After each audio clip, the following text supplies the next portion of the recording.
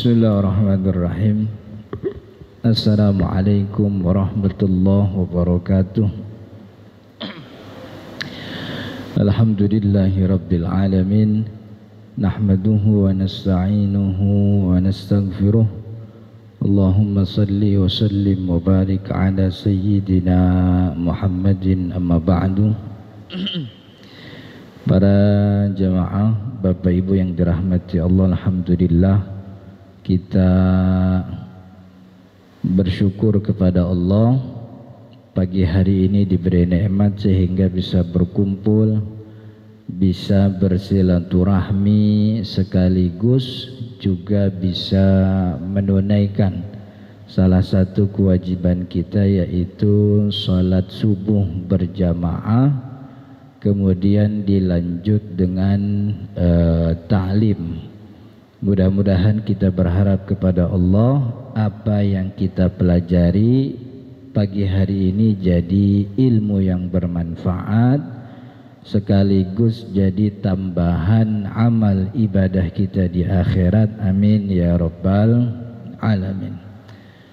Juga kita berharap kepada Allah, mudah-mudahan kita semua yang hadir di sini Allah sehatkan badannya, Allah panjangkan umurnya, Allah mudahkan rezekinya.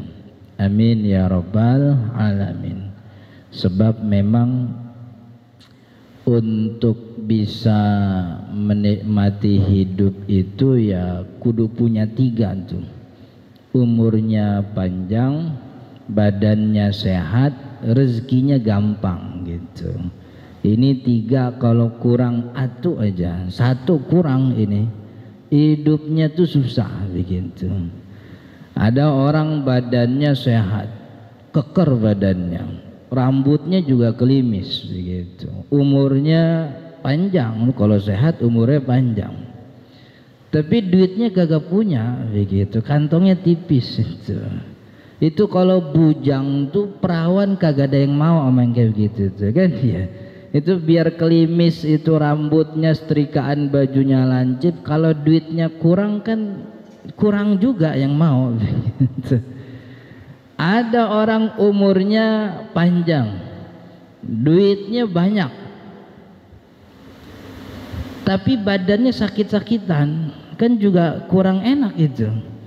Tuh tiap ketemu orang yang ditanyain tempat terapi mulu, tempat terapi gitu.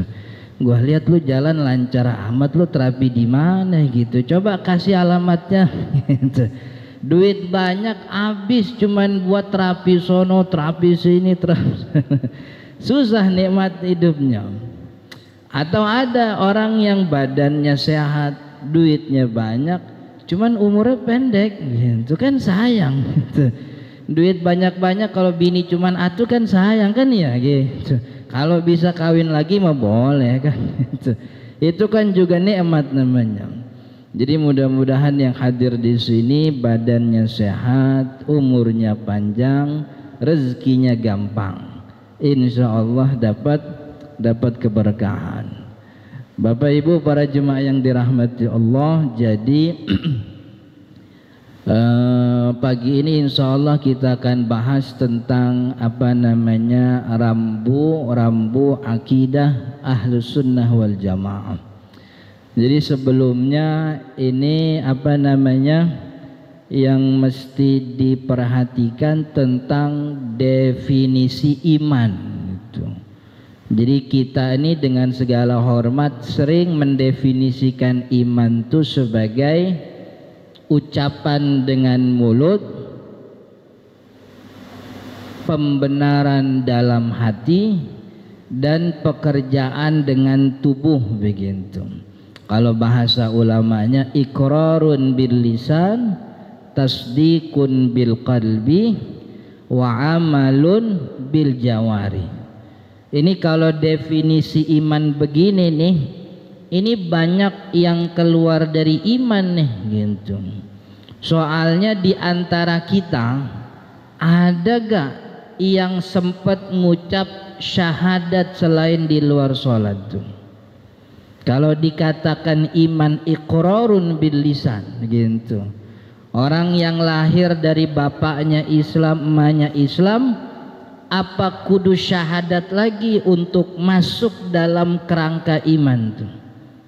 Padahal definisi yang sering kita ulang-ulang tuh, iman itu iqrarun bil lisan, pengakuan dengan mulut, tasdikun bil qalbi, pembenaran dalam hati, wa amalun bil jawarih. Nah, itu amalun bil jawarih, mengerjakan dengan anggota tubuh, dengan badan.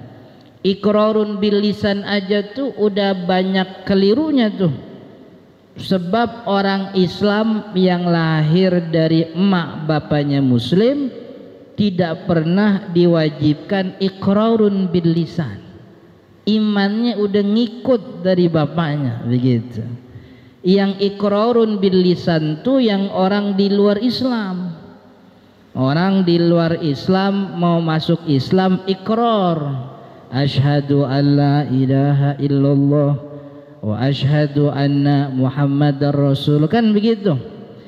Makanya kalau ada pengajian, ada komunitas, ada majelis ta'lim yang kalau mau masuk nyuruh orang barunya syahadat, nah tuh, ini berarti ini pengajian ini nganggep orang di luar dia kagak Islam semua gitu. Karena yang namanya iqrar itu wajibnya buat orang non muslim. Orang lahir dari emaknya non muslim, bapaknya non muslim, cuman gedenya di Kelapa II gini gitu.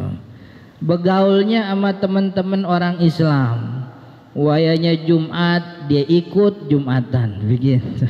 Kan ada tuh anak sekarang begitu modelnya tuh. Temennya banyak Islam, pada Jumatan dia ikut Jumatan, pakai celana panjang, pakai peci. Ya kan, kalau peci kan kagak kudu orang Islam, orang peci dijual di mana-mana banyak. Dulu zaman siapa itu, ada menteri namanya Kwik Kian Gi, sampai sekarang orangnya masih hidup apa nggak bisa, masih hidup ya. Itu Kwik Kian Gi setiap tampil di depan media itu selalu pakai peci hitam kayak begini nih, tuh, begitu. Pakai jas, pakai peci hitam begitu. Kwik Kian Gi sunat aja kagak dia kan dia. Jadi ada nih anak non muslim ikut begitu sholat. Nah ini kalau kemudian dia ikut bergaul sama orang Islam, merasa mendapatkan kebenaran di dalam Islam, lalu tergerak hatinya untuk ikut ke dalam agama Islam, yang kayak gini harus syahadat gitu. Sebab ini anak jatuhnya di luar Islam. Kalau orang yang lahir dari emak bapaknya Muslim, kagak kudu iqrar untuk dikatakan punya iman begitu. Untuk dikatakan punya iman begitu. Makanya iqrarun bil lisan ini definisi yang tidak kita temukan dalam kitab-kitab akidah Ahlus Sunnah wal Jamaah. Ntar kita jelasin definisi iman menurut ulama. Sebab kalau iqrarun bil lisan, banyak anak-anak yang lahir dari orang tua muslim itu tidak iqrar kan ya. Wayaknya balik keluar air mani, yaudah tibang mandi sholat dia gitu.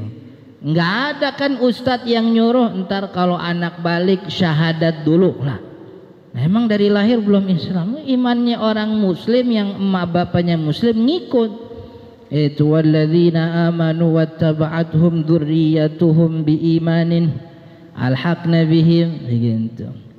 Kemudian yang keliru lagi tentang amalun bil jawarih, mulutnya ngomong, hatinya membenarkan, badannya mengerjakan. Nah, ini definisi badan mengerjakan juga bukan definisi iman.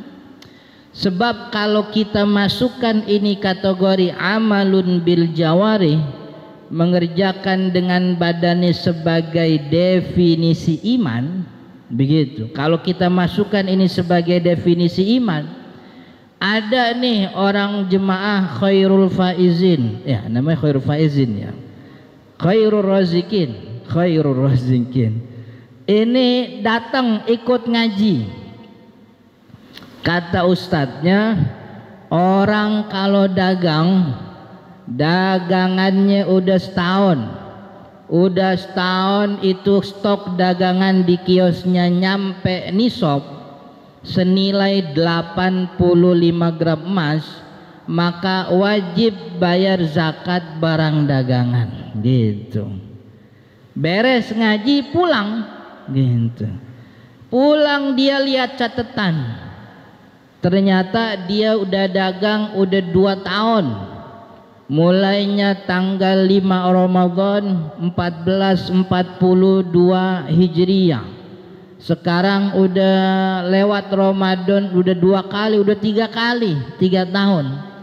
Cuman dia belum bayar zakat barang dagangan.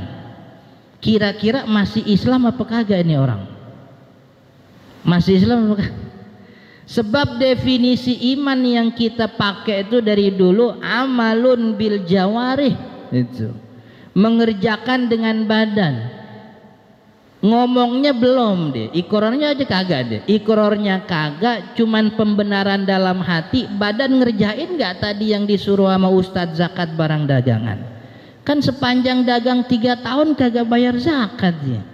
Berarti kalau definisi imannya harus mengerjakan pekerjaan iman, maka yang kagak bayar zakat pantas gak dapat gelar iman. Oh begitu. Akhirnya kalau definisi ini kita pakai lama-lama, ini kita banyak ngafirin orang jadinya ini. Iya, kita bilang kafir orang, abis dia kagak sholat. Kan definisi iman mengerjakan dengan badan, badannya kagak ngerjain sholat begitu. Makanya definisi iman ini dari dulu kita rada salah ini. Sebab ini dengan segala hormat ini banyak orang kita ngaji akidahnya bukan lewat kitab, ngajinya asal dengar orang ceramah doang begitu. Apalagi sekarang lihat di YouTube, mana kagak ada orangnya, suara doang, nama akunnya juga kagak jelas siapa. Akun dakwah namanya Studio Islam yang ngomong entar suara perempuan, entar suara laki, orangnya kagak pernah kita tahu itu mana itu dia. Padahal syarat ngaji itu kudu jelas ngajinya dari siapa. Nah ini ya, ini orang kita kagak kenal anaknya siapa, bapaknya siapa, dulu ngajinya sama siapa, di mana sekolahnya.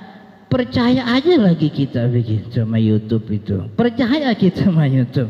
Buktinya percaya apa? Itu link YouTube disebar-sebar di grup WhatsApp itu. Giliran ngaji nih Ustadz udah nempok nih Ustadz, depan mata kelihatan. Orangnya bener, hidungnya ada, matanya kelihatan, pecinya juga bener. Malah kadang-kadang Ustadz pakai sarung mereknya di belakang kelihatan Wadimor begitu. Itu kagak percaya. Dia bilang di grup WhatsApp, gua lihat tadi pengajian subuh ustadznya kayaknya kurang ahlus sunnah tuh, begitu kan. Enggak, ini mah pengalaman ini mah pengalaman. Orang sini mah kagak. Soalnya kan saya baru pertama ke sini. Kali pagi ntar ada yang ngomongin saya di grup WhatsApp gitu. Kan begitu itu. Akhirnya definisi iman kita kacau.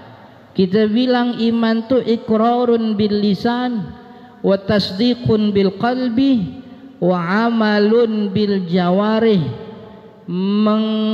Mengucapkan dengan lisan, membenarkan dengan hati, mengerjakan dengan badan. Maka ini punya konsekuensi. Orang-orang yang kagak ikrar belum masuk iman. Orang-orang yang kagak ngerjain zakat padahal ini kewajiban iman, keluar dari iman. Orang-orang yang kagak sholat tuh keluar dari iman. Orang-orang tuh yang kalau Ramadan nongkrong depan Indomaret sambil ngerokok tuh keluar dari iman. Sebab definisi iman kita yang kacau. Akhirnya kita banyak ngeluarin orang daripada iman. Begitu. Dan ini kan kejadian itu. Ada beberapa saudara-saudara muslim kita yang gampang banget ngeluarin orang dari Islam tuh. Begitu. Islam udah kayak apa? Udah kayak Dufan begitu. Ada tiketnya. Mau masuk bayar, keluar begitu. Kan nggak benar. Makanya dari awal nih kita bikin definisi iman yang benar, yang lurus. Definisi, ntar kita jelasin ikrar wajib buat siapa, amal buat siapa, bagaimana. Ada salah satu ulama yang kita semua sering dengar namanya, yaitu Syekh Muhammad Nawawi bin Umar Al-Jawi. Orang sering nyebut namanya Syekh Nawawi Banten gitu. Saya kurang suka kalau disebut imam, soalnya kalau bagi kita nih orang-orang yang belajar kitab, Imam Nawawi itu buat Imam Nawawi Damaskus gitu. Ini mah bukan ngerendahin Syekh Nawawi, bukan. Jadi ada Syekh Nawawi Banten, ada Imam Nawawi Damaskus. Imam Nawawi itu yang punya kitab Al-Majmu'. Jadi kalau kesebut namanya kita bisa ngeh, oh Imam Nawawi no yang ono. Orang Damaskus, Suriah yang punya kitab Raudhatul Thalibin. Tapi kalau disebut Syekh Nawawi, ini Banten gitu. Jadi cuman biar bedain aja. Bedain mana Nawawi Banten, mana Nawawi Damaskus, make sebutan imam sama syekh gitu. Kalau imam itu Nawawi Damaskus, kalau syekh Nawawi Banten. Itu Syekh Nawawi Banten punya kitab akidah banyak. Ada beliau punya kitab akidah namanya Ilmu Tauhid, syarah daripada Imam Al-Bajuri, Tijandurori namanya. Tijandurori syarah Ilmu Tauhid Imam Tijandurori, Syekh Nawawi yang buat. Beliau juga punya kitab Kasyifatus Saja, namanya Kasyifatus Saja. Di dalam kitab Kasyifatus Saja beliau mengatakan al-imanu syar'an, iman secara ilmu syariat. Ini definisi iman. Definisi iman kata Syekh Nawawi, at-tasdiqul jazimu, at-tasdiqul jazimu bihaq qiyati ma jaa bihi Muhammadun sallallahu alaihi wasallam mimma ulima minad dini bid-darurah. Kata Syekh Nawawi Banten, yang namanya iman itu at-tasdiqul jazim, pembenaran yang kuat. Pembenaran yang kuat itu beliau mengatakan at-tasdiqul jazim itu yakunu bilafzi qalbihi raditu. Kata Syekh Nawawi, yang namanya tasdiqul lazim, pembenaran yang kuat, itu hatinya ngomong. Yang namanya hati ngomong kagak ada suaranya, itu omongan hati. Hatinya bilang saya ridho, saya terima, saya ridho, saya terima. Apa yang dia ridhoi, apa yang dia terima, bihaqqiyati ma jaa bihi Muhammadun sallallahu alaihi wasallam, bahwa saya ridho, saya yakin, saya terima kebenaran yang dibawa oleh Nabi Muhammad sallallahu alaihi wasallam. Pokoknya yang dibawa sama Nabi Muhammad sallallahu alaihi wasallam saya ridho, itu kebenaran. Saya yakin itu jalan yang lurus. Saya yakin ini jalan yang benar. Begitu. Mimma ulima minad dini bid-darurah, dari hal-hal agama yang maklum minad dini bid-darurah. Maklum minad dini bid-darurah ini kalau bahasa kitanya, perkara agama yang kita tahu kagak make belajar. Tuh. Perkara agama yang kita tahu kagak make belajar. Orang kagak make belajar udah ditancapkan dalam hatinya oleh Allah untuk membenarkan ibadah, untuk membenarkan sholat. Artinya orang kagak make belajar tahu kalau orang Islam wajib sholat. Orang kagak kudu belajar untuk tahu puasa Ramadan wajib. Gitu. Ya. Jangankan jangankan orang Islam, orang non Muslim tuh tahu sholat wajib tuh, begitu. Itu kalau di sini engkoh manggil yang engkoh, gitu. Engkoh yang jualan baju juga tahu tuh. Kalau udah wayanya Ramadan dia seneng gitu. Soal dagangannya bakal laku, dia bakal nambah lapak tuh buat jualan takjil tuh, begitu kan. Tuh. Jadi ini maklum minad-dini bidururah. Orang-orang yang di dalam hatinya meyakini iya, sholat bener, puasa bener, zakat bener, haji bener, berzina itu kagak boleh, mencuri itu kagak boleh, itu memukul tanpa sebab kagak boleh. Ini maklum minad-dini bidururah, perkara agama yang Allah tancepin dalam diri kita, kagak usah belajar, ente tahu yang namanya mencuri mah kagak boleh, begitu. Yang namanya berzina kagak boleh, yang namanya ngezolimin orang kagak boleh. Ini maklum minad-dini bidururah, dan ini dibawa oleh Nabi Muhammad SAW. Hati kita membenarkan, hati kita ridho, saya terima kewajiban ini sholat, saya ridho kewajiban puasa, saya yakin kewajiban haji, saya yakin ini kewajiban zakat, sah dia orang mukmin. Sebab definisi iman ia cuman pembenaran dalam hati. Ustadz, itu orang kalau cuman ngebenerin dalam hati, dia kagak ngerjain, apa tetap disebut muslim Ustadz? Muslim, mukmin dia, begitu. Cuman kalau ada orang yang yakin kewajiban sholat, yakin kewajiban puasa, yakin kewajiban haji, dia paham mencuri haram, dia tahu berzina kagak boleh, tapi dia ngerjain, atau dia yakin sholat tapi dia kagak ngerjain, ini namanya mukmin. Sebab definisi iman cukup pembenaran dalam hati, cuman statusnya fasik. Mukmin fasik, mukmin yang melanggar kewajiban iman, begitu. Jadi pekerjaan iman tuh jatuhnya kewajiban iman, bukan definisi iman. Kalau definisi iman yang penting hatinya yakin, gitu. Ditanya, lu kenapa kagak sholat? Males Ustadz, begitu. Emang ngapa males? Masjidnya kejauhan. Lalu ada musola yang dekat, airnya kagak ada Ustadz. Gitu. Udah wudhu di rumah gua aja dah, gitu. Abis wudhu kagak sholat juga, kenapa Ustadz? Kagak bawa kain, gitu. Dia begitu kan, orang alasan kagak sholat kan banyak itu. Kagak bawa kain, kagak bawa peci, waktunya nanggung, banyak kerjaan, sibuk. Ada terakhir saya dengar, saya tanya orang kenapa kagak sholat? Ustadz, saya sholat bertahun-tahun kagak kaya-kaya, kata dia begitu lah. Mau sholat mah kagak bikin kaya, mau kaya dagang, gitu. Nyalek sekalian, begitu. Men modalnya gede itu nyalek.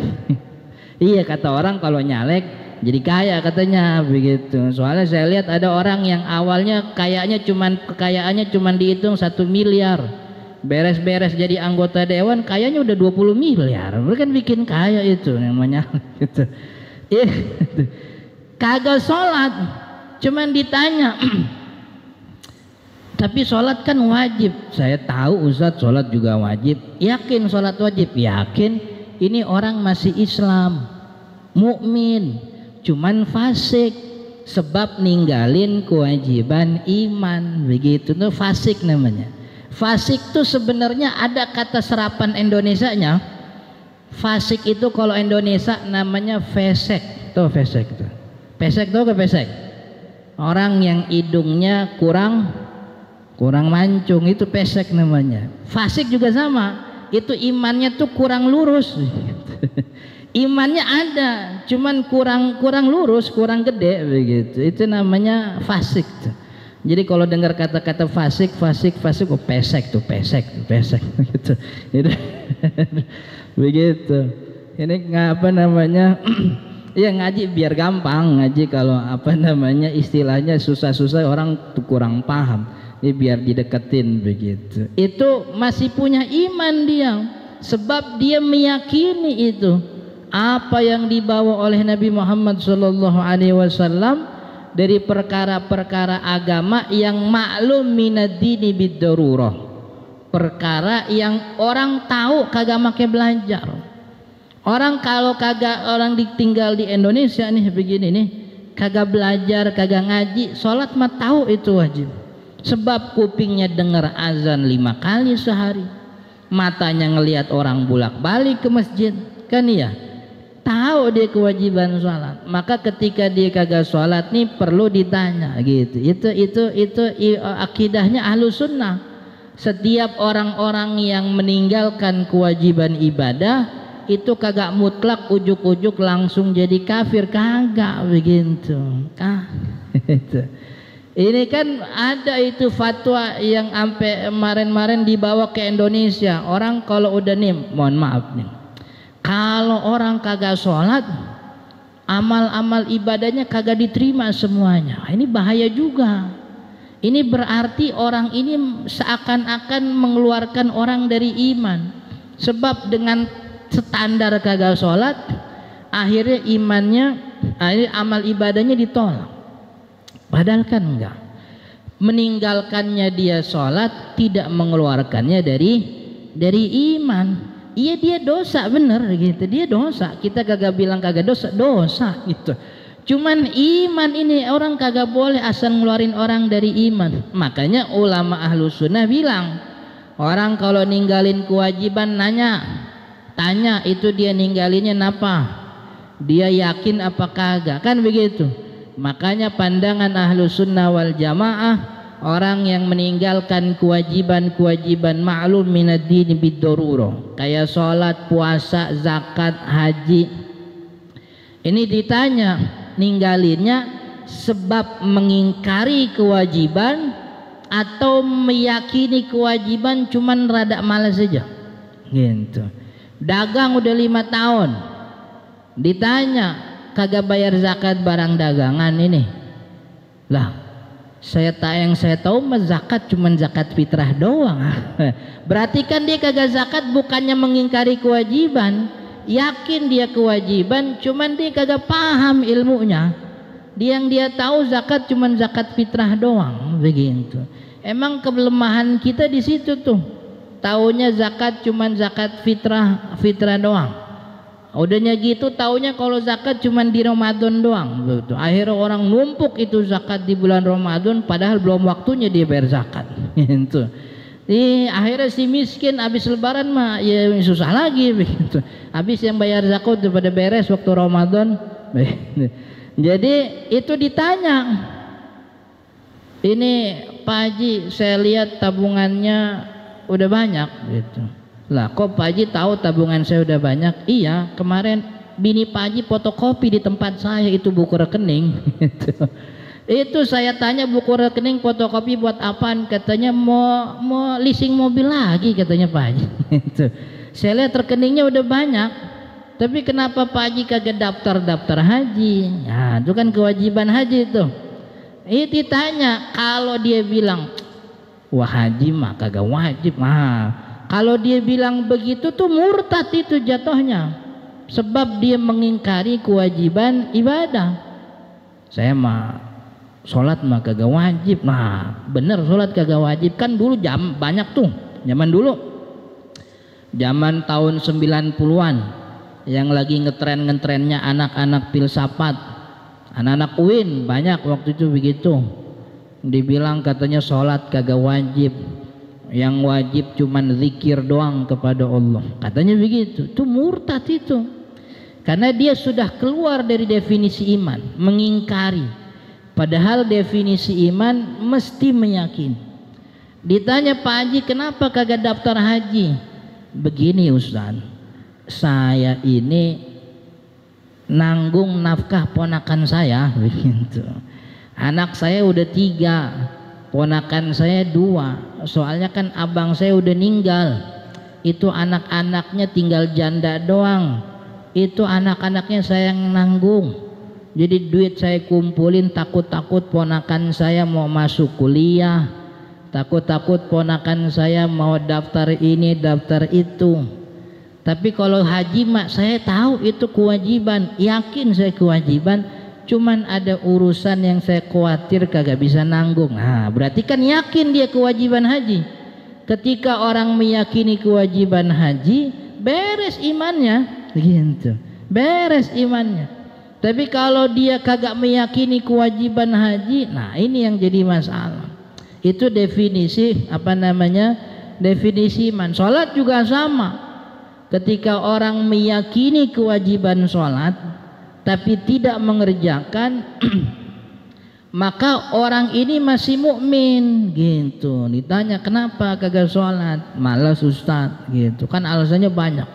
Perempuan juga sama tuh, kalau ditanya kagak sholat alasannya lebih banyak lagi tuh perempuan tuh. Adalah alasannya kagak bawa mau kena Ustaz, kata begitu, mau kena katanya. Padahal yang namanya sholat tuh mau kena mau kagak, kalau sholat datang wajib dikerjain gitu. Kagak urusan mau kena apa mau kagak kan gitu. Jadi kewajiban sholat itu yang penting nutup aurat. Make apa aja itu aurat ditutup, sholatnya sah. Apa dia mau kena begitu. Apa tibang make apa namanya, make renda apa nama, make hordeng rumah gitu lagi kagak ada begitu. Ya boleh sah-sah aja, yang penting selama sholat ketutup itu aurat. Cuman kan kalau make hordeng kagak bagus kan ya. Yang bagus tuh kalau dia make gamis gitu, make baju gamis itu kan nutup tuh aurat tuh, itu sah sholatnya. Jadi kagak kudu apa namanya make mukena begitu. Bahkan kalau ada perempuan make celana panjang kemudian kakinya make kaos kaki, sah sholatnya, karena syaratnya tuh nutup aurat, udah selesai nutup aurat. Cuman emang kalau di orang kita tuh rada kurang apa ya, kurang apa namanya, kurang pas lah begitu, kurang pas. Ini namanya definisi iman. Jadi definisi iman yang tadi kita jelasin, ini definisi imannya Ahlus Sunnah wal Jamaah, supaya tidak gampang kita mengeluarkan orang daripada iman begitu. Sama juga yang dijelaskan oleh ada ulama namanya Syekh Tahir bin Salih Al-Jazairi. Beliau punya kitab namanya Al-Jawahir Al-Kalamiyah. Beliau mengatakan begitu di dalam definisi iman, at-tasdiqu bima jaa bihi Muhammadun sallallahu alaihi wasallam annahu haqqun, meyakini dalam hati itu bahwa apa yang dibawa oleh Nabi Muhammad sallallahu alaihi wasallam adalah kebenaran. Jadi definisi iman itu, orang kalau punya keyakinan pembenaran dalam hati tentang ibadah-ibadah syariat, punya iman. Dia kagak ngerjain, fasik begitu. Ini kemudian definisi ini juga yang membedakan antara mukmin sama munafik gitu. Kalau muslim mukmin yang fasik iman tapi kagak ngerjain, muslim mukmin fasik. Tapi kalau orang munafik kebalikan, ngerjain doang tapi kagak iman. Ngerjain sholat dia kerjain, puasa dia kerjain, cuman imannya kagak punya. Ini namanya munafik ini gitu. Munafik di mana? Munafik di neraka. Innal munafiqina fid darkil asfali minan nar. Dulu ada tuh zaman Nabi namanya siapa? Abdullah bin Ubay bin Salul. Itu contoh yang diadakan oleh Allah tentang orang munafik. Namanya Abdullah bin Ubay bin Salul. Munafik dia. Kenapa dia kagak mau iman? Sebab udah kadung gengsi. Ini Abdullah bin Ubay bin Salul kan kalau bahasa kita ini namanya akamsi. Tahu gak akamsi? Anak kampung sini gitu. Abdullah bin Ubay itu anak kampung sini. Asli Madinah dia. Asli Madinah. Orang kampung situ, asli situ, dia udah bangun reputasi dari lahir. Dari lahir dia bangun reputasi. Dia bangun reputasi bahwa dia dari keluarga fulan, dia punya kehormatan ini, dia punya kemuliaan ini. Tahu-tahu ada Muhammad orang Mekah datang ke Madinah. Begitu. Rupanya orang pada demen sama Nabi Muhammad sallallahu alaihi wasallam. Ini dia yang dari kecil udah bangun reputasi, kagak apa kalau kayak orang kampung namanya kagak dieroin, apa tuh dieroin? Kagak digubris. Jadi Abdullah bin Ubay bin Salul ini rada gedek. Cuman dia mau ngelawan kagak punya kekuatan. Ini Abdullah bin Ubay bin Salul. Jadi ngelawan kagak punya kekuatan, lawan arus kagak berani. Jadi mau ngelawan kagak punya kekuatan. Jadi apa namanya bahasanya nimpuk kejauhan, ngeludah kagak nyampe. Nah gitu. Itu Abdullah bin Ubay akhirnya setengah hati dia ikut Nabi. Wayanya Nabi puasa ikut puasa, cuman hatinya megedek gitu. Wayanya sholat ikut sholat begitu. Itu contoh orang munafik tuh. Jadi ikut ngerjain, dia ngerjain itu yang namanya sholat dia ngerjain. Oh itu kalau make apa namanya kalau make sarung yang paling mahal dia pakai. Pakai baju koko yang orang lain kagak punya dia punya begitu. Pokoknya tampilannya Islam, cuman imannya kagak. Makanya kan kata Nabi Muhammad sallallahu alaihi wasallam, nih orang mukmin jangan sampai mirip-mirip orang munafik. Yang mana tuh orang munafik? Orang munafik tuh kalau sholat subuh sama sholat isya berat kan gitu. Ini tapi jangan diartiin nih yang kagak sholat subuh, kagak sholat isya berarti munafik, kagak. Jadi diartiinnya begini. Dulu Nabi Muhammad sallallahu alaihi wasallam itu kan di Madinah orang munafiknya rada banyak. Jadi yang model-model Abdullah bin Ubay bin Salul tuh rada apa namanya rada banyak begitu. Dan dulu yang namanya Masjid Nabawi itu kagak ada lampunya, kagak kayak kita sekarang terang kan ya. Orang dari jarak 5 meter aja kita tahu siapa itu namanya. Kagak ada lampunya. Maka nih orang yang punya iman bener itu wayanya zohor dia datang, wayanya asar dia sholat, wayanya maghrib dia datang, isya dia nungguin dari maghrib, subuh dia datang lagi. Itu orang mukmin yang benar. Orang munafik mikir 17 kali buat sholat isya tuh. Kenapa sholat isya dia mikir 17 kali? Kan emang aslinya munafik, aslinya kagak punya iman. Dia pikir, lah gua ke masjid ngapain? Orang juga kagak ada yang tahu kalau gua ke masjid. Kan gelap kagak kelihatan. Gua ke masjid orang kagak lihat, gua kagak ke masjid orang juga kagak tahu. Kan begitu. Subuh juga sama. Nah, ngapain capek-capek bangun apalagi sekarang Desember nih, ntar sampai Desember subuh jam 4, Masya Allah begitu. Ini orang kayak saya kalau pagi subuh tausiah di mana begitu kudu ngerepotin bini jam 2:30 gue bangunin. Bini mau tidur jam 1 dia suruh 2:30 suruh bangun. Memang laki kurang ini tuh. Jadi ini subuh bangun jam 4 ngapain? Orang ente datang orang kagak lihat, ente kagak datang orang juga kagak lihat. Itu orang munafik gitu. Kan kita mah iman kelihatannya doang begitu. Wayanya kagak kelihatan mah jangan iman-iman amat begitu orang munafik tuh. Makanya orang munafik isya sama subuh rada berat. Soalnya zaman dulu isya subuh kagak kelihatan. Bahasa kitanya, bapak enggak usahlah ke masjid. Emang kenapa? Kagak ada wartawannya yang ngeliput gitu, kagak ada kameranya. Kalau bapak mau ke masjid ntar saya bawa tim media sosial begitu biar dipoto. Kan ya, makanya ukuran munafik zaman sekarang tuh bukan sholat isya, bukan sholat subuh, bukan.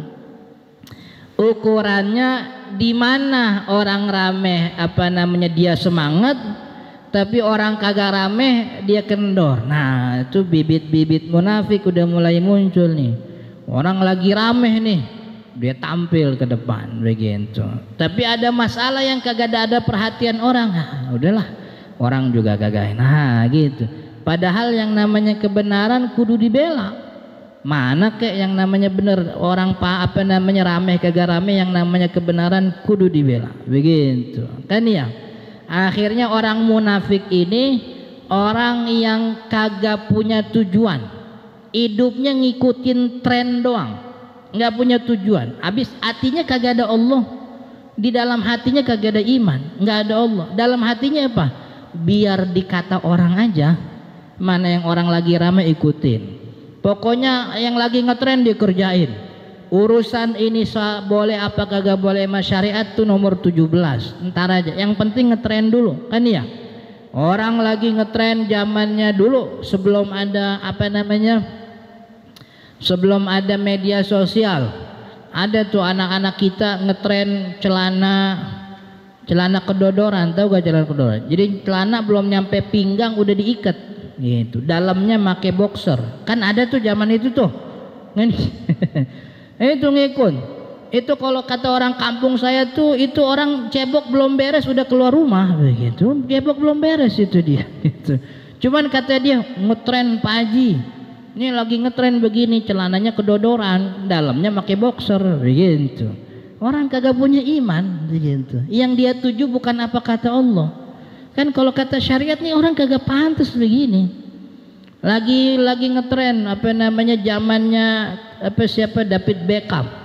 David Beckham pakai rambut mohak, iya, orang pada ngikutin, orang kita, anak-anak kita pada ngikutin gitu. Saya lihat kalau David Beckham mohak memang rada cakep dia, matanya biru, mukanya putih, tampangnya bule, mana badannya tegap, olahragawan, rambutnya mohak, udah ganteng aja itu. Orang kita kalau rambut mohak tuh kagak ada ganteng-ganteng gitu. Mukanya hitam begitu, matanya merah, kurang tidur, hidung pesek lagi, mana leher banyak daki lagi itu. Nah, udah kayak orang kagak punya emak. Abis ngetren, zaman lagi lewat David Beckham, ada Cristiano Ronaldo, make rambut cepak, tapi sininya nih ada stempel PLN, stempel PLN tuh gitu. Orang pada ngikutin. Zaman media sosial joget-joget, orang ngikutin pada joget. Aki-aki umur 50 joget depan kamera, coba di pinggir jalan lagi jogetnya, coba tuh. Zaman dulu sebelum media sosial ada artis namanya Marsanda. Marsanda ketahuan joget-joget depan kamera. Kameranya bocor, kesebar ke banyak media. Dibilangnya Marsanda bipolar, orang gila, kelainan mental. Sekarang yang dulu kita bilang gila bipolar, kita ngerjain sekarang gitu. Malah sekarang banyak orang tua yang demen kalau anaknya joget begitu tuh. Abis kagak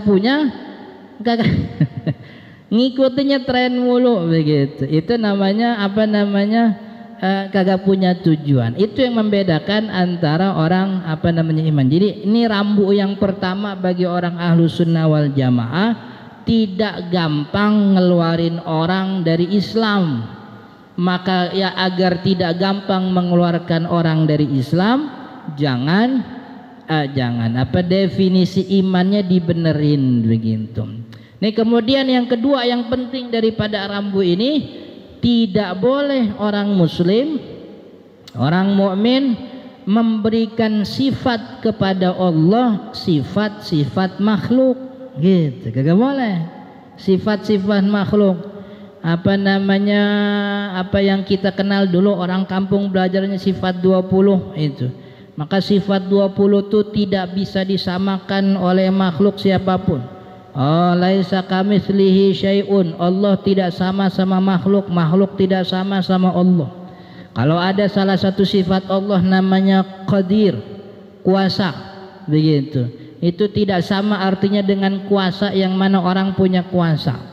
RT punya kuasa di RT-nya, tapi ntar kalau dia pindah ke RT lain udah gak punya kuasa, berarti kekuasaannya terbatas doang kan ya. Tapi Allah Maha Kuasa, kuasanya tanpa batas. Allah punya kuasa, kuasanya jauh melebihi semua kuasa-kuasa yang dimiliki oleh manusia. Jadi jangan sifati Allah dengan sifat manusia. Makanya kata Syekh Nawawi Banten, ada 4 pertanyaan yang kagak boleh ditanyain sama orang muslim kepada Allah. Maksudnya tentang Allah.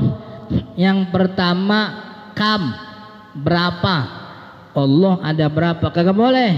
Karena keyakinan kita Allah atu, udah kagak boleh diutak-atik lagi. Yang kedua, mata. Mata itu kapan? Kapan Allah ada tuh? Kagak boleh ditanyain. Allah artinya jangan sering-sering nanya begitu. Allah ada tanpa permulaan, tanpa akhiran. Allah ada, memang zatnya ada, kagak didahului tidak ada, dan tidak akan diakhiri tidak ada. Allah ada, tok begitu. Tidak ada dimulai dengan tidak ada. Ada begitu. Soalnya ini kan anak orang-orang ateis sering apa namanya godain. Begitu. Orang ateis sering nanya, itu kalau apa namanya Allah apa namanya bisa mengadakan alam, Tuhan itu mengadakan alam, lalu siapa yang mengadakan Tuhan? Begitu. Lah kagak ada. Tuhan mengadakan itu kalimat untuk sesuatu yang awalnya kagak ada. Awalnya kagak ada dibikin ada, tuh namanya mengadakan. Begitu. Ini pertanyaannya juga udah salah. Kita punya keyakinan Allah ada tanpa diadakan, nggak ada awalnya, kagak ada akhirnya. Maka tidak ada kalimat mengadakan. Begitu. Mengadakan tuh untuk sesuatu yang awalnya kagak ada, diadain. Nih makhluk kita nih awalnya kagak ada, diadain. Begitu. Yang pertama kam, yang kedua mata, yang ketiga ainallah, di mana Allah? Kagak boleh ditanyain. Sebab Allah tidak terikat waktu, tidak terikat benda. Allah tidak terikat arah yang kita punya arah. Allah tidak terikat waktu yang kita punya waktu. Allah tidak terikat tempat yang kita butuh pada tempat itu. Kira-kira kalau orang ngomong begini, Ustadz Taufik, ada orang nanya, Ustadz Taufik di mana ya? Noh, Ustadz Taufik ada di masjid. Gitu. Ini orang yang punya otak gimana mikirnya? Ustadz Taufik sama masjid, gedean Ustadz Taufik apa masjid? Orang nanya, Ustadz Taufik di mana ya? No, Ustadz Taufik ada di masjid. Kira-kira orang bakal mikir, gedean masjid apa Ustadz Taufik? Gedean masjid begitu. Kalau dibilang Allah ada di sini, Allah ada di sono, Allah ada di sini, lah berarti lebih gede tempatnya daripada Allah. Kan kita udah bilang tiap hari Allahu Akbar gitu. Itu akbar tuh dalam bahasa Arab namanya sighah mubalaghah. Kalimat yang tidak pernah dilampaui oleh kalimat apapun. Akbar udah paling mentok akbar gitu. Paling gede ya akbar itu kalimatnya. Udah kagak ada lagi yang lebih gede. Makanya nggak boleh tuh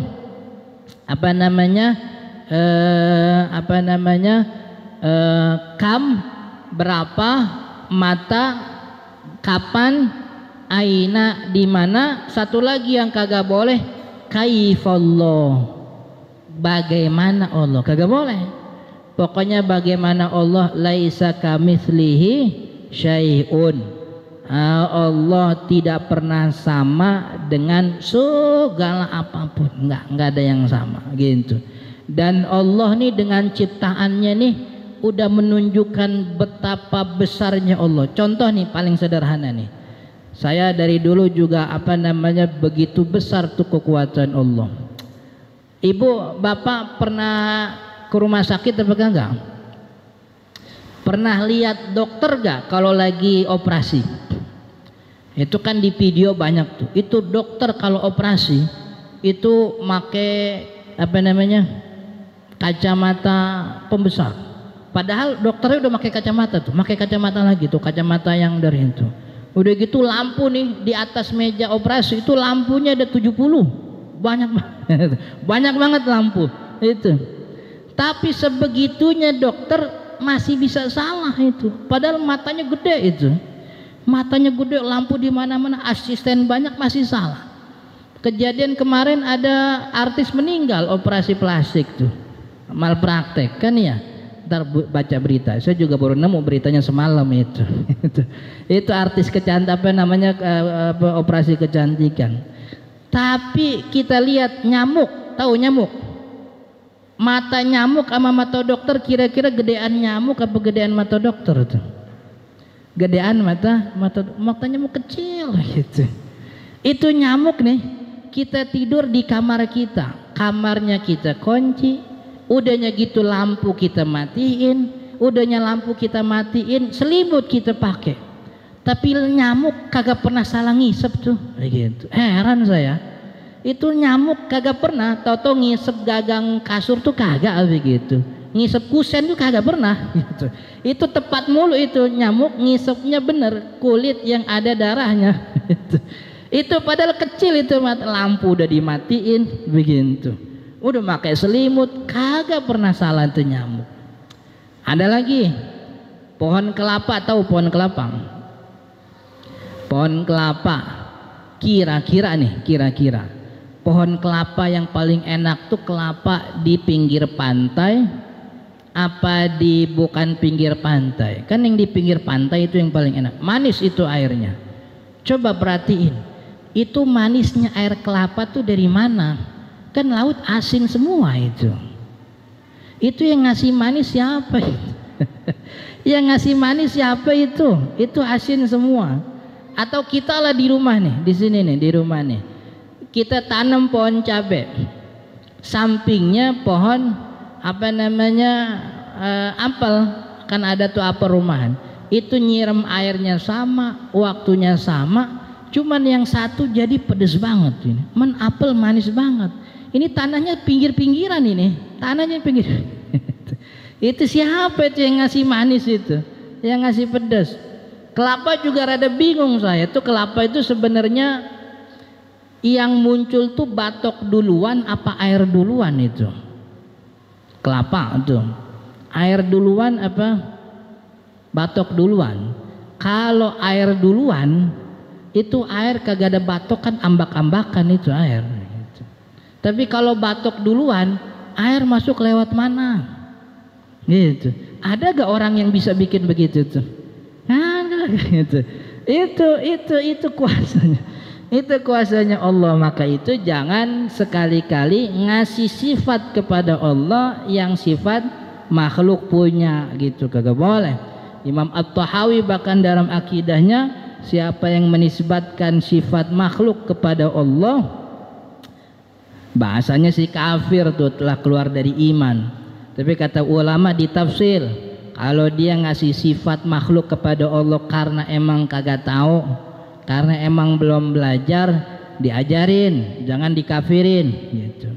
Tapi kalau dia udah belajar, diajarin masih kekeh juga bilang begitu, ini yang bahaya ini. Wallahu taala alam, mudah-mudahan bermanfaat.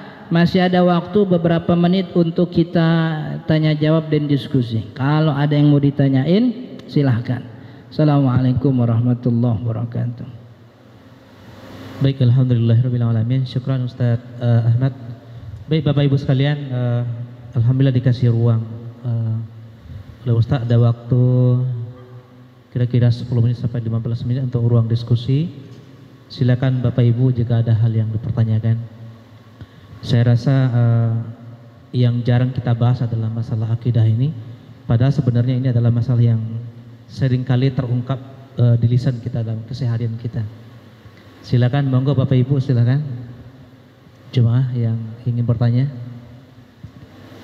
sebutkan namanya. Wah, ini nggak pernah absen ini. Harus dari reward nanti ini. Assalamualaikum warahmatullahi wabarakatuh. Waalaikumsalam warahmatullahi wabarakatuh. Disebut namanya, nama saya Krisna Kasa, tinggalnya di Blok E 6 nomor 4 di Villa Rizky Ilhami. Yang kami tanyakan, kami sering melihat di YouTube ada orang-orang baik bukan Islam maupun Islam yang sering mencaci maki, menghina baik itu Al-Quran maupun Nabi Muhammad. Itu kesan ya. Kita sebagai yang beragama Islam seperti imannya data-data aja Pak Ustadz. Pertanyaan kami adalah bagaimana caranya untuk meningkatkan keimanan kita, iman menjadi istiqomah atau kokoh teguh. Yang menghina itu, mencaci maki kita kepung begitu Pak Ustadz. Lalu minimal kita copot paksa giginya gitu Pak Ustadz. Bagaimana caranya agar supaya kita memiliki nyali seperti itu Pak Ustadz. Maaf kalau cerita iman, ini Pak ini namanya Pak Iman, maaf. Demikian pertanyaan kami Pak Ustadz. Wassalam. Iya. Jadi pertanyaannya ada dua berarti ya. Bagaimana meningkatkan iman dan juga bersikap terhadap penghina Nabi Muhammad sallallahu alaihi wasallam. Jadi kalau soal meningkatkan iman itu ditingkatkan dengan beribadah. Artinya rutinitas ibadah yang kita kerjakan itu punya andil dalam meningkatkan iman begitu. Karena memang begitu imannya orang muslim tuh kadang naik, kadang turun. Kalau lagi di majelis, kalau lagi di pengajian tuh ngomongnya tuh subhanallah, masya Allah, astagfirullah kan begitu. Ntar udah keluar majelis mah udah beda lagi tuh ngomongnya. Ya, ngumpul di warkop ngomongin orang lagi gitu.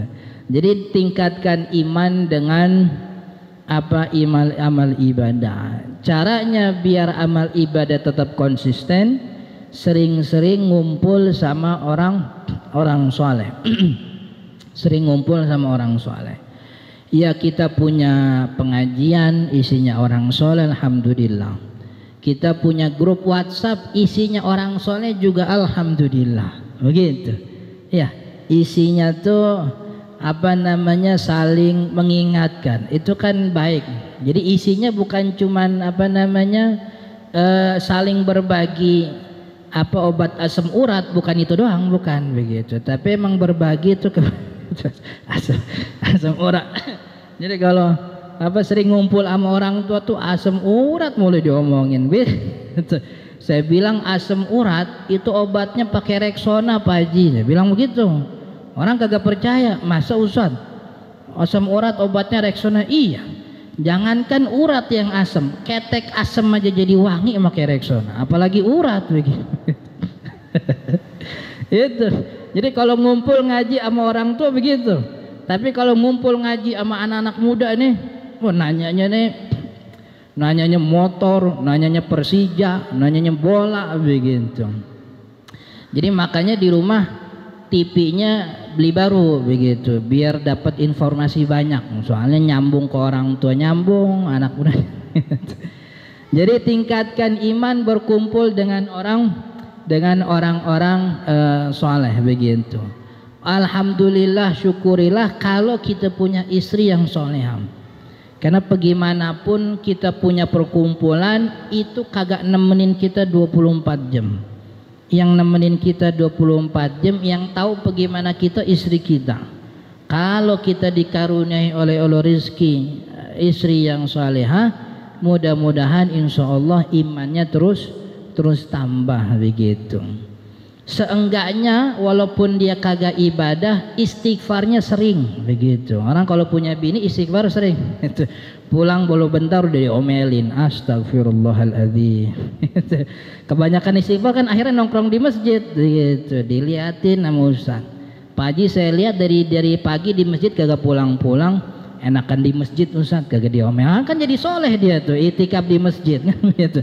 Di rumah diomelin. Jadi itu meningkatkan iman, banyak-banyak berkumpul dengan orang soleh. Jadi mindsetnya tuh. Jadi pikirannya tuh jangan ibadah aja, yang penting jangan maksiat, begitu aja dulu. Artinya jangan ngoyo. Gua kudu bangun jam 3 nih, mau sholat tahajud. Gua kudu sholat berjamaah nih. Iya bagus. Cuman itu pikiran itu datang setelah insya Allah kalau kita tuh punya keyakinan yang mantap. Tapi yang sekarang tuh minimal jangan maksiat aja dulu. Ini mau ke tempat kerja nggak usah mikir gue mau baca Quran gue nggak. Yang penting jangan maksiat, jangan bohong, jangan nipu orang, jangan godain bini orang. Pokoknya yang penting jangan maksiat aja gitu.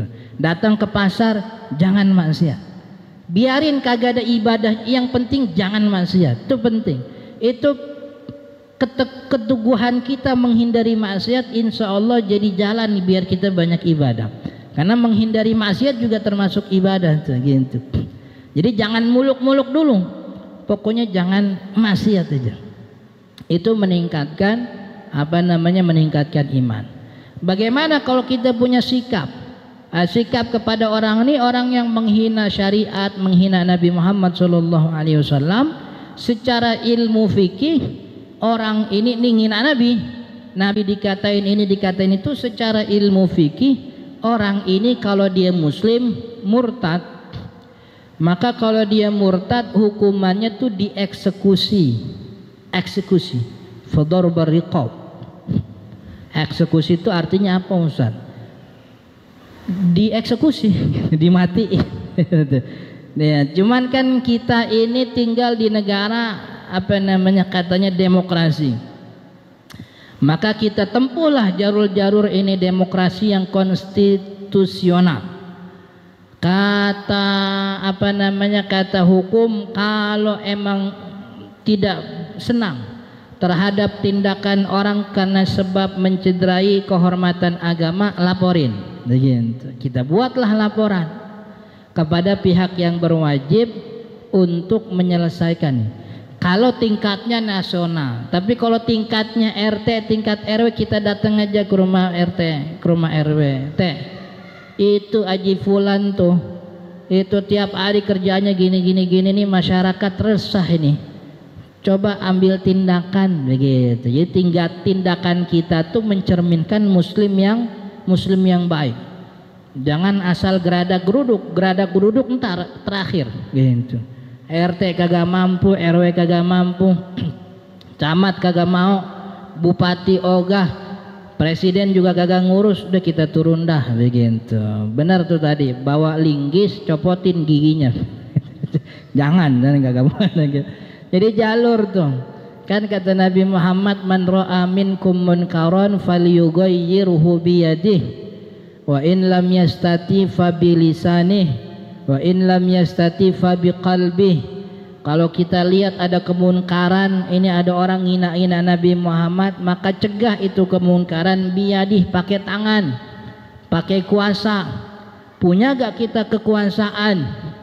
Wah, saya mah bukan pejabat, saya bukan anggota dewan, saya bukan orang partai. Kalau nggak bisa pakai tangan, fabirisani, pakai mulut. Apa itu mulut? Ngomong ke pejabat yang berwenang, ngomong kepada petugas yang punya kuasa, ngomong kepada pihak yang memang punya hak penindakan, laporin begitu. Kalau emang harus unjuk rasa, karena unjuk rasa juga sesuatu yang dibolehkan dalam bangsa negara kita.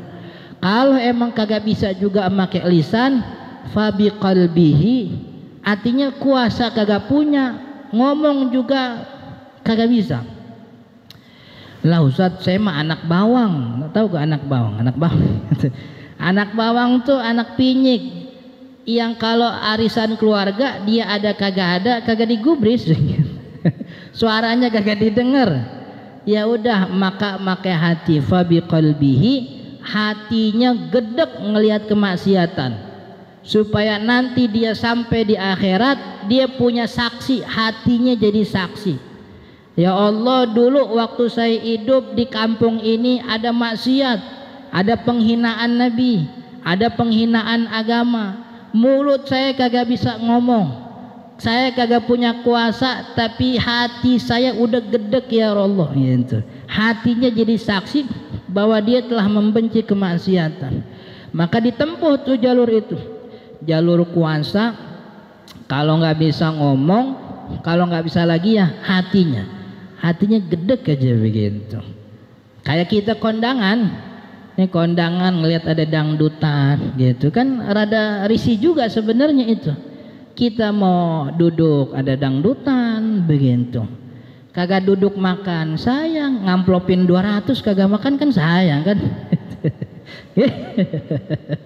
Kan iya, rada bingung juga itu. Udah makanlah, makan tapi hatinya makin gedek begitu. Ya kalau kata guru saya kagak boleh itu, nggak boleh duduk, naruh amplop pulang udah begitu. Udah kalau emang boleh salaman aja pulang begitu. Jadi itu cara bagaimana bersikap. Tapi jauh yang lebih penting, sikap terhadap penghina agama itu kita tunjukkan bagaimana syariat Islam kita. Kita bangun komunitas di tengah-tengah kita, komunitas yang Islami.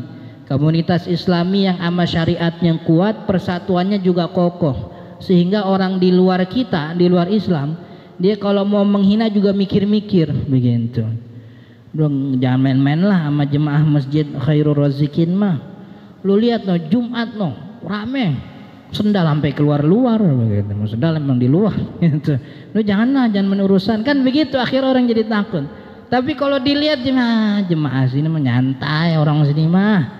Entah yang sering ke masjid, kasih duit diem dia begitu. Masing-masing punya urusan sendiri. Sama sesama saudara muslim gedek boleh. Orang di luar orang Islam mah gampang begitu. Udah kita isuin aja capres, beres sudah, berribut tuh kan. Oke, wallahu taala alam, mudah-mudahan bermanfaat. Baik. Ada lagi? Ustaz, aneh nanya. Boleh nanya Ustaz ya? Ya. Baik, pertanyaan saya Ustaz, memang bertanya tentang aina Allah gitu ya. Aina itu memang dalam pandangan kita kan tidak boleh ya. Tapi memang sudah menjadi familiar juga ya. Kalau kita lihat di YouTube ya, TikTok ya, ini ada pertanyaan-pertanyaan yang kadang hadir Ustaz. Aina Allah, di manakah Allah? Kemudian jawabannya yang itu Ustaz yang sudah kita pahami, summa stawa 'alal 'arsy itu kan. Kemudian naik dia ke atas arsy itu. Kemudian juga mungkin yang lebih jelas mungkin perlu dijelaskan Ustadz antara karena ada di ayat itu yang musyabihah gitu ya, atau yang mujassimah, sehingga kemudian kita orang awam ini paham bagaimana kita bersikap tentang sifat-sifatnya Allah, sehingga kita tidak salah dalam mengucap ya, tidak salah dalam berpikir. Gitu Ustadz. Terima kasih Ustadz. Ada di dalam Al-Quran namanya ayat-ayat mutasyabihah. Mutasyabih itu bahasa Indonesianya saru, mirip-mirip. Ini ayat-ayat yang isinya memberikan nisbat sifat kepada Allah yang mirip-mirip kayak makhluk. Itu namanya ayat mutasyabihat. Ayat-ayat yang isinya menggambarkan Allah punya sifat mirip-mirip makhluk. Kayak ayat innallaha istawa 'alal arsy. Allah istawa di atas arsy. Ada lagi yadullahi fauqa aidihim. Yadullah, yadnya Allah. Yad itu kalau bahasa Indonesianya tangan. Yad Allah di atas tangan-tangan para hambanya. Wallahu qarib. Allah itu qarib, dekat. Dekat kan itu menggambarkan arah itu, dekat. Ya kan? Ud'uni astajib, gimana ayatnya? Idza sa'alaka ibadi fa inni qarib. Kemudian ada hadis yang katanya Allah nazal. Allah turun. Itu.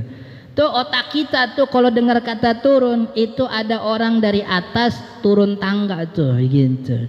Allah turun di setiap sepertiga terakhir malam. Begitu. Ini ayat-ayat ini, hadis-hadis ini kata ulama namanya mutasyabihat. Lalu bagaimana Ustaz keyakinan kita orang mukmin nih ayat mutasyabihat? Ahlu sunnah wal jamaah ayat-ayat mutasyabihat nu'min bi ayah, kita meyakini adanya ayat dan kita mengimani isi ayatnya wala nutarjimuha, tapi kagak boleh diterjemahin.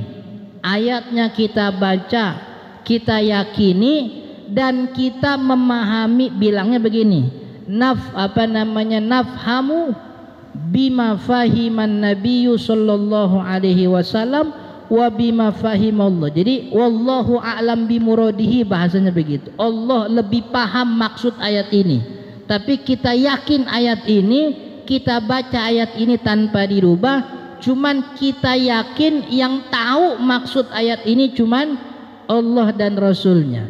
Dah gitu doang. Itu keyakinan ahlu sunnah wal jamaah. Baca, imani, serahkan maknanya kepada Allah. Makanya ayat-ayat mutasyabihat tuh kagak boleh diterjemahin, nggak boleh dibaca terjemah. Allahu istawa alal arsh, Allah istawa.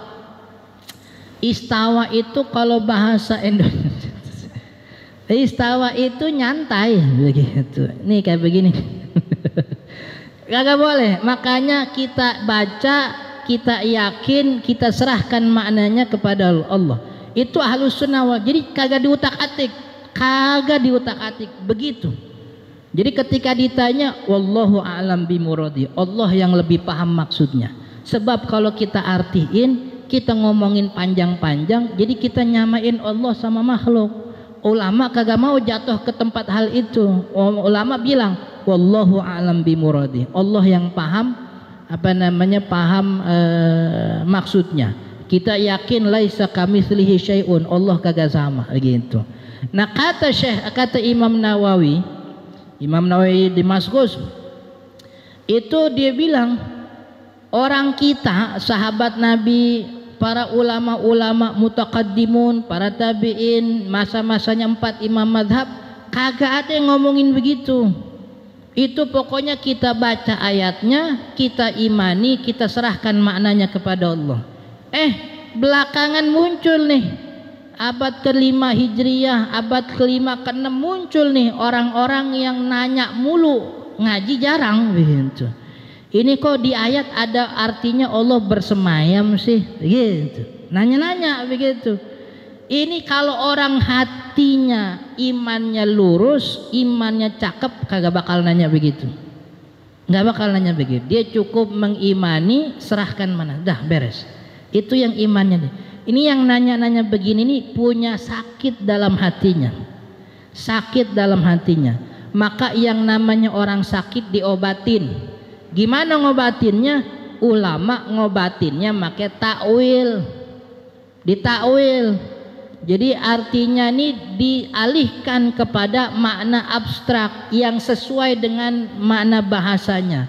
Istawa ini diarti, kalau secara bahasa Arab istawa ini punya 9 makna secara bahasa yang artinya bisa menyelamatkan iman orang daripada mensamakan Allah dengan makhluk. Ya artinya ada isti'la, artinya ada istaula. Jadi maksudnya bukan bersemayam tapi berkuasa. Allah berkuasa. Cuman yang namanya takwil nih obat.